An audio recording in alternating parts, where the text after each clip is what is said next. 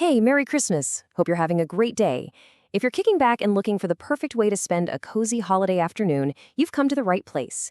We've put together a little guide to some amazing Christmas classics that, believe it or not, you can watch completely for free. It's all thanks to some weird quirks in copyright law, so let's dive right in. Okay, so I'm guessing this scene is pretty familiar for a lot of you right now, right? The presents are all unwrapped, the wrapping paper is everywhere, and that big holiday meal. Well, the food coma is definitely starting to set in. It's that perfect moment to just chill out and watch a movie. And that's exactly what this is all about. This is your personal guide to a totally free, super festive movie marathon. All right, let's start with the straightforward classics. These are the holiday movies you can watch right now for free. No catch, seriously, no strings attached. Think of them as cinematic gifts that just keep on giving every single year. First up, let's talk about some timeless animated shorts. I'm talking about these absolutely charming, hand-drawn cartoons from, the golden age of animation.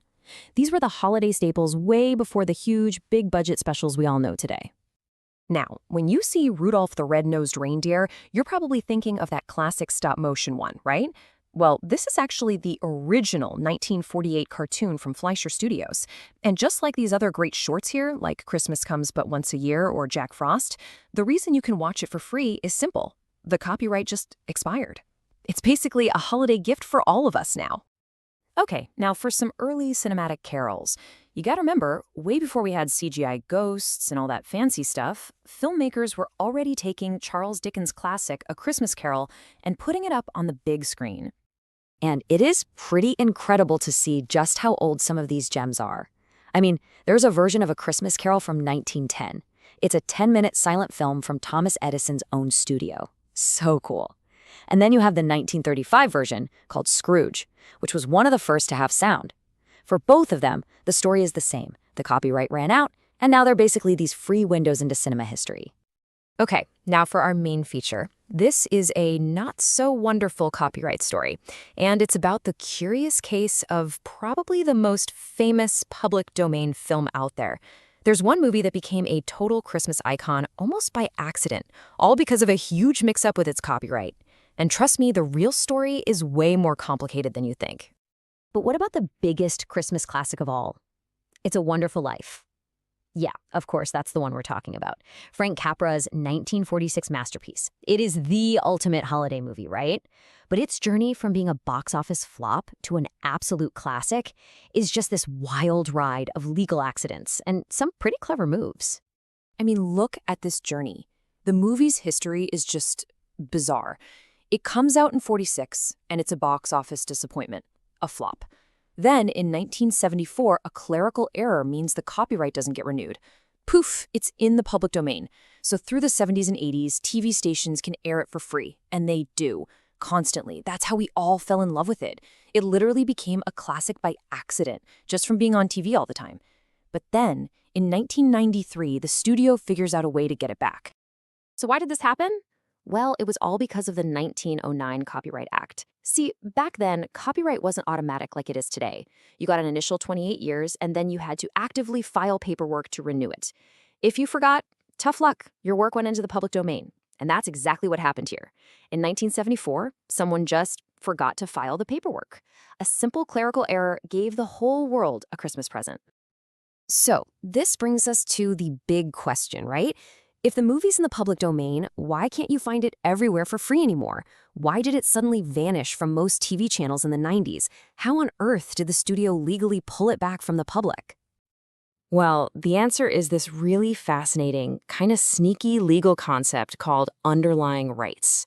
Here's the deal. Even though the copyright on the movie itself had expired, the copyrights on the stuff the movie was based on, well, those were still very much active. And that turned out to be the key to the whole thing. And this is where it gets really murky and kind of genius. So on one side, you have the film footage itself, the sequence of images you see on screen. Technically, that's in the public domain. But, and this is a huge but, the studio realized they still own the copyright to the original short story the movie is based on, a story called The Greatest Gift. And they went and bought the rights to the film's musical score. So you can't show the movie without the story and the music, which they now control. It was a brilliant, and for many people, a very frustrating legal checkmate. All right, so beyond the big name classics, the public domain has given us a few other Christmas presents. Let's look at some of the, well, let's just say the quirkier holiday gifts from cinema history. Yeah, not every movie that falls into the public domain is a critical darling. In fact, some of them are famous for the complete opposite reason. I'm looking at you, Santa Claus Conquers the Martians, a film that, and I quote, regularly appears on lists of the worst films ever made. So, you've got Santa Claus Conquers the Martians, this wild sci-fi oddity from 1964. It's free because someone literally forgot to put the little C copyright symbol on the film prints. Simple as that. And then you have something genuinely sweet like The Great Rupert, which is this 1950s comedy about a trained squirrel who helps a family at Christmas. It's also in the public domain and was later colorized and called A Christmas Wish. So, what should you watch now? Let's put it all together. Here's your quick guide to a free Christmas movie marathon. So here's your public domain watch list all laid out.